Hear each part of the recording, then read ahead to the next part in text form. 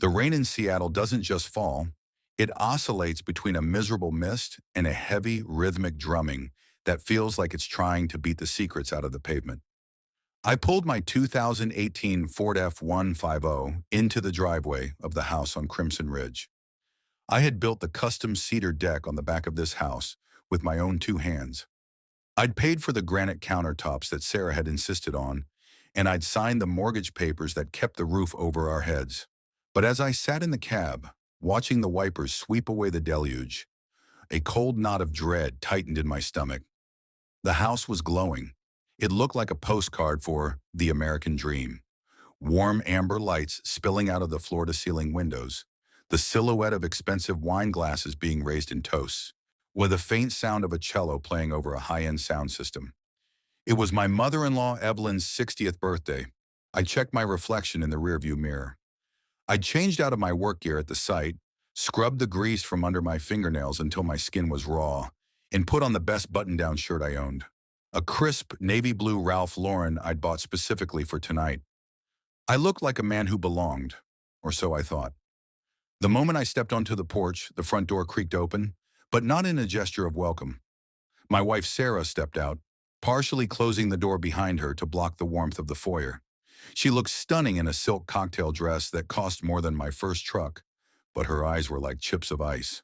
"Stop right there, Mark," she whispered, her voice sharp enough to cut through the rain. "Anna, you're not coming in." I froze, a bottle of 1996 vintage Cabernet, the one Evelyn specifically mentioned she loved, clutched in my hand. "Sarah, I'm 10 minutes early. I thought we were starting the appetizers at 7. "We are," she said, glancing nervously over her shoulder at the guests moving through the hallway. "But my mother's colleagues are here. The dean of the university, the partners from the firm, people who matter, Mark. I won't have you sitting there in your working-class glory, talking about union strikes, concrete pours, and the guys at the yard. This day is for my mother, not for you to embarrass this family. You can eat in the kitchen after they're done, or better yet, just go find a diner in town."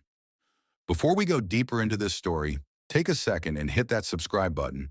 Give this video a like, and let us know where you're watching from. I'm curious to know how far these stories travel. Welcome back to Family Secrets and Revenge. The silence that followed her words was louder than the thunder rolling in from the sound. I looked at the woman I'd spent 6 years of my life with. I had worked 18-hour days so she could finish law school without a penny of debt. I had been the one to hold her hair back when she was stressed, and the one to fix her mother's plumbing at 3 in the morning without a word of complaint. "Embarrass you?" I asked, my voice barely a breath. "Sarah, I'm your husband. This is my house." "Legally, perhaps," she snapped, her mask of civility slipping. "But socially, you're a world apart from these people. Look at you, Mark. You're a contractor. Ooh, you smell like sawdust and diesel no matter how much you scrub. Just stay out of sight, please. For once, let me have this." She didn't wait for an answer. She ducked back inside, the click of the deadbolt sounding like a gunshot. I stood on my own porch, soaked to the bone, holding a $300 bottle of wine for a woman who thought I was a blemish on her social record. Eventually, the cold forced me in through the mudroom. I moved like a ghost through the laundry room and into the kitchen. The linoleum felt freezing under my boots. From the dining room, I heard the clinking of fine crystal and the boisterous, practiced laughter of people who had never known a day of hard labor. Evelyn's voice carried over the rest, high-pitched and aristocratic. "Sarah, darling, this roast is divine. But where is that husband of yours? Oh, I thought he'd be hovering around the bar by now." I paused, my hand on the refrigerator door, listening for Sarah's response. "Oh, Mark had a last-minute emergency at the downtown site," Sarah lied, her voice smooth and practiced. "A structural issue. You know how it is with manual labor. Things are always breaking down. He was so disappointed, but he knows his place is on the job." A ripple of condescending laughter followed. "Well, Julian," Sarah's brother chimed in, "better he's breaking concrete than breaking the conversation, right?" I sat down at the small, cramped breakfast nook in the corner of the kitchen. On the counter was a plate of dry crackers and some leftover cheese. That was my family dinner. I sat in the dim light of the kitchen for nearly 2 hours. I watched the catering staff, people I actually felt more comfortable with than the guests, dash in and out with trays of hors d'oeuvres. They looked at me with pity. They knew. They could see a man being discarded in real time. I thought about Julian. Julian, who was currently laughing about his new hedge fund, had called me sobbing 3 years ago because he gambled away his rent money in Vegas. I was the one who gave him the $5,000 to keep him off the street. I never told Sarah. I never asked for it back. I thought about Evelyn. When she divorced her third husband, I spent my entire 2-week vacation moving her estate, painting her new condo, and installing a security system because she didn't trust strangers. I was the fixer when the pipes burst or the world got messy. But the moment the sun came out and the important people arrived, I was shoved into the cellar like a broken tool. Every toast I heard from the other room felt like a hammer blow. They were celebrating legacy and pedigree. I stood up, my chair scraping loudly against the floor. The sound cut through the refined chatter in the dining room like a saw blade. The laughter died down for a heartbeat. I walked toward the swinging double doors that led to the dining room. I didn't want to cause a scene, but I needed to look Sarah in the eye. She appeared in the gap of the doors before I could push through. Her face was flushed with wine and fury.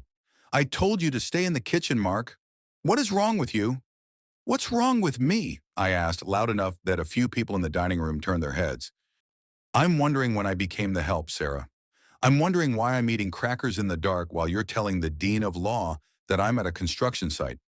"Lower your voice," she hissed, grabbing my arm and trying to pull me back toward the mudroom. "You're making a scene. You're proving exactly why I didn't want you here. You're unrefined, you're loud, and you're being incredibly selfish." "Selfish?" I let out a dry, hollow laugh. "I built this house. I paid for that wine your mother is chugging. I paid for the dress you're wearing. If being refined means lying about your husband to impress a bunch of people who wouldn't help you change a flat tire, then you can keep it. I am trying to build a career, Mark, a reputation. And having a husband who looks like he just crawled out of a trench doesn't help that image." Before we continue, take a second and share your thoughts so far on this story below. I read every single one. In a marriage, is social image ever worth more than the dignity of your partner? Or has Sarah crossed a line she can never come back from? "I'm leaving, Sarah," I said, my voice suddenly very quiet. The anger had boiled over into a cold, hard clarity. "Good. Go to a bar. Go find your real friends at the bowling alley. Just don't come back tonight until everyone is gone," she replied, reaching for the door handle to shut me out again. "No," I said, stepping forward so she couldn't close it. "I'm leaving the house, and I'm taking the truck. The one I paid for, the one you're too embarrassed to be seen in." I didn't go to a bar. I didn't head to the local bowling alley or find a diner to drown my sorrows in grease and black coffee. Instead, I drove through the blinding Seattle rain toward the industrial district. My office was a modest trailer parked on the edge of a 14-acre development site, a project that was supposed to be the crowning achievement of my career. The rain hammered against the corrugated metal roof as I let myself in. The smell of blueprints, old coffee, and sawdust usually calmed me, but tonight it felt like a reminder of everything Sarah despised. I sat at my desk, the glow of my computer monitor the only light in the room. I needed to work. I needed to feel the weight of numbers and logistics to ground myself. As I moved some files to clear space, I bumped a heavy accordion-style folder tucked into the back of a bottom drawer. It was labeled Family Trust and Property. Sarah had handed it to me 6 months ago, claiming it was just boring administrative paperwork regarding her mother's estate. She'd asked me to sign a few secondary pages, telling me it was a formality to ensure our house was protected if Evelyn ever went into assisted living. At the time, I'd signed it without looking. I trusted her. She was a lawyer. She was my wife. But tonight, the trust was gone. I opened the folder. My eyes scanned the legal jargon, the interest rates, and the collateral schedules.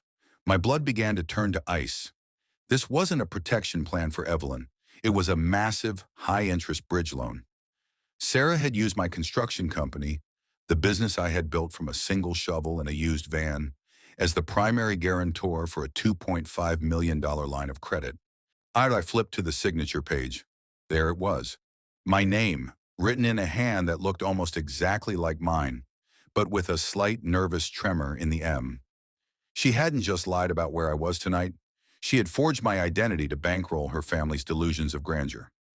I spent the next 4 hours descending into a rabbit hole of digital bank statements and tax filings. The deeper I went, the more the cinematic perfection of Sarah's life began to rot. The amber-lit house I had just been kicked out of, it wasn't paid for by Sarah's hard-earned partnership bonus. The mortgage was being serviced by monthly consulting fees drawn directly from my company's overhead accounts. Money I thought was going toward workers' comp and equipment upgrades. Evelyn's high society lifestyle was a facade. Her family's legendary estate had been liquidated years ago to pay off Julian's mounting debts. Sarah had been funneling my company's profits into a shell company called Sterling Oaks Holdings, a name I recognized from Julian's business cards. She wasn't just hiding me from her family. She was using me as a human shield against their impending bankruptcy. I sat back, the hum of the trailer's space heater sounding like a funeral dirge. I realized that to Sarah, I wasn't a partner. I was an asset. I was the manual labor that generated the cash her refined family used to buy their silk dresses and vintage wines. I was the engine of a car they were ashamed to be seen driving. I looked at the forgery again. The betrayal was so precise, so calculated, it made my head spin. Every kiss, every "I love you," every plan for our future, it was all part of the maintenance of the asset. The drive back to the house was a blur of neon lights and splashing puddles. I arrived at 2:30 a.m. The party was over. The guests' luxury SUVs were gone, replaced by the silence of a wealthy neighborhood that had no idea a crime had been committed in its midst. I walked through the front door. The house smelled of expensive cigars and lingering perfume. I didn't take off my boots. I walked straight up the stairs, my heavy footsteps echoing on the hardwood. Sarah was in bed, propped up against a mountain of silk pillows, scrolling through her phone. She looked up, her expression shifting from annoyance to a practiced, weary mask. "You're late, Mark. I assumed you'd stayed at a motel. We really need to discuss your behavior from earlier." "Now, you were quite—" I didn't let her finish. I tossed the folder onto the white duvet. It landed with a heavy thud, the documents spilling out across her lap. "The bridge loan, Sarah," I said, my voice dangerously calm, "and the Sterling Oaks Shell Company, and the forgery." The color didn't just leave her face, it seemed to leave her entire body. She froze, her thumb still hovering over her phone screen. For the first time in 6 years, the lawyer had nothing to say. "I gave you everything," I whispered. "I would have given you the money if you'd asked. I would have worked 30 hours a day to keep you safe. But you stole it, and you stole my name to do it." Sarah scrambled to gather the papers, her hands shaking. "Mark, listen to me. It's not what it looks like. Julian was in trouble, real trouble. People were threatening him. I am my mother. She couldn't lose the house. It would have killed her. I was going to pay it back. The firm is about to announce the new senior partners, and my bonus would have covered the first $1 million. You used my company's pension fund as collateral, Sarah," I said, stepping closer. "If that development project had delayed by even a month, my workers, men with families, men who actually sweat for a living, would have lost everything. You didn't just gamble with my life. You gambled with theirs." "We're a family," she cried, finally finding her voice, though it was shrill and desperate. "We look out for each other. That's what people of our standing do." "No," I countered. "That's what criminals do. And our standing? I don't have a standing in this house. You made that clear at 7 o'clock tonight when you told me to eat in the kitchen." I walked over to the closet and pulled out a duffel bag. I didn't pack my clothes. I packed the folder and my laptop. "I'm going to my lawyer's office in the morning," I said, "and then I'm going to the police. If you, Evelyn, and Julian aren't out of this house by Monday, I'll make sure the dean of the law school gets a personal copy of these forgeries before the sun sets. Before we go deeper, I would love to hear your point of view. Tell me what part hit you the hardest in my story and share your thoughts in the comments. Is Sarah's excuse about saving her family valid? Or is she just a predator who targeted Mark's hard work? The sunrise over Seattle was a bruised purple, matching exactly how I felt inside. I hadn't slept. I'd spent the remaining hours of the night in my truck, parked at a viewpoint overlooking the city, watching the lights of the skyscrapers flicker out one by one. Somewhere in one of those towers, Sarah's law firm was preparing for another day of high-stakes litigation, completely unaware that one of their rising stars was a white-collar criminal. I waited until exactly 8 a.m. to call my attorney, Elias Thorne. Elias was a bulldog, a man who had represented construction firms for 40 years and knew exactly how to navigate the shark-infested waters of Washington state's financial laws. "Mark, you sound like you've been run over by a steamroller," Elias said as he picked up. "It's worse than that, Elias. I found the bridge loans, I found the forgeries. Sarah used the company as a piggy bank for her brother's gambling debts and her mother's vanity." The silence on the other end was heavy. Elias knew Sarah. He'd been at our wedding. He'd toasted to our bright future. When he finally spoke, his voice was clinical. "Bring me everything. Don't go back to the house. Don't take any more calls from her. If she's as smart as I think she is, she's already moving to protect herself." I didn't just bring him the folder. I brought him the heart of my life. As we sat in his wood-paneled office, the weight of the betrayal started to settle. It wasn't just the $2.5 million. It was the fact that while I was worrying about the safety of my crews on the I-5 expansion project, my wife was sitting in our living room, carefully tracing my signature onto documents that could have sent me to prison. Before we go deeper into this case, take a second and hit that subscribe button, give this video a like, and let us know where you're watching from. I'm curious to know how far these stories travel. You're watching Family Secrets and Revenge. By noon, the first shots were fired. Elias had filed a temporary restraining order to freeze all company assets and personal accounts associated with Sterling Oaks Holdings. The shockwaves were instantaneous. My phone didn't just ring, it screamed. First, it was Julian. "Mark, buddy, let's talk. There's no need to involve the courts. This is a family matter. We can fix the books. I've got a lead on a new investment that will triple the collateral in 6 months. Just pull the filing, and I'll make sure you get a seat on the board." "The only board you're going to be sitting on, Julian, is a bench in a holding cell," I said, and hung up. Then came the elite pressure. I received a call from a partner at Sarah's firm, a man named Harrison Vane. His voice was like velvet dipped in acid. "Mr. Sterling, we understand there's some domestic friction, but I would urge you to consider the implications of a public filing. Sarah is on the fast track to senior partner. A scandal of this nature would be catastrophic for her and, by extension, your shared interests. Perhaps we can settle this quietly over dinner?" The irony was almost too much to bear. "Funny you should mention dinner, Mr. Vane," I replied. "Last night I wasn't allowed to sit at the table because I was an embarrassment. Now that I'm holding the check, suddenly everyone wants to buy me a steak? No thanks. No, tell Sarah I'll see her in chambers." I was back at the construction trailer, trying to focus on a concrete pour schedule, when a black Mercedes pulled up. Out stepped Evelyn. She wasn't wearing her birthday silk today. She was in a power suit, looking every bit the matriarch of a fallen empire. She didn't wait for an invite. She walked into my trailer, her nose wrinkled as if the smell of my hard work was an offensive odor. "Mark, enough of this petulance," she started, slamming her designer handbag onto my desk. "Do you have any idea what you're doing? You are destroying Sarah's life. You are destroying my reputation. Do you know how hard I've worked to maintain our standing in this city?" "I know exactly how hard you worked, Evelyn," I said, not looking up from my monitor. "You worked Sarah like a puppet to steal from the man who was actually providing for you. You sat at that table last night and laughed while I was exiled to the kitchen. Did you think the help wouldn't notice when you reached into his pockets?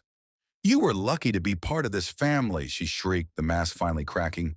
"You were a common laborer who got to live in a mansion because of my daughter's grace. So what if we used some of your dirt money to keep our heads above water? You owed us that much for the association alone." I looked at her then, really looked at her. She wasn't an aristocrat. She was a parasite. The association is over, Evelyn, and the dirt money is being audited by the IRS as we speak. I'd suggest you find a good lawyer. Though, I hear the one in your family is currently indisposed. The family secrets weren't secrets for long. In a city like Seattle, gossip travels faster than the rain. By the following Tuesday, the Seattle Business Journal ran a headline that sent the local legal community into a tailspin.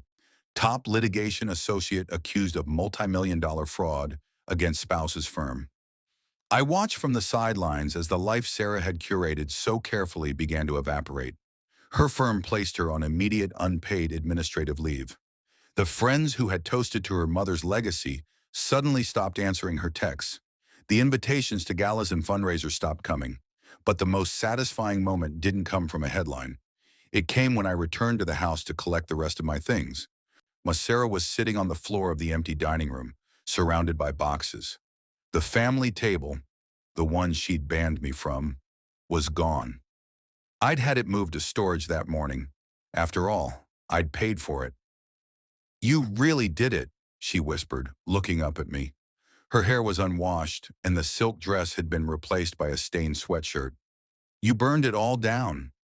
"I didn't burn anything, Sarah," I said, picking up a box of my old tools. "I just turned on the lights. You're the one who realized you were standing in a room full of gasoline." Before we continue, take a second and share your thoughts so far on this story below. I read every single one. Do you think Mark's decision to involve the IRS in the media was revenge, or was it the only way to protect himself from being the fall guy for her crimes? The rain had finally let up, leaving Seattle under a heavy, suffocating gray mist that seemed to cling to the "for sale" sign hammered into the front lawn of the Crimson Ridge house.